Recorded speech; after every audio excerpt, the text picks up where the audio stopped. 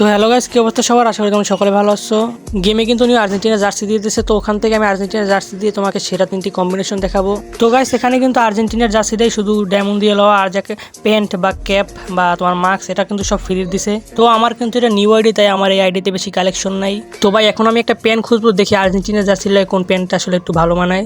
তো এখান থেকে আমি একটা বেগি প্যান্টের মতো একটা প্যান্ট নিয়ে নিয়েছি। তো এখানে আমি একটা সুজুতা প্যান্ট দিয়ে নিলাম, মোটামুটি কিন্তু ভালোই মানাইছে। এবং মাথায় আমার যে ইটা আছে ওটা থেকে আমি একটা ম্যাজিক কিউবের একটা বান্ডিলের মাথা নিলাম।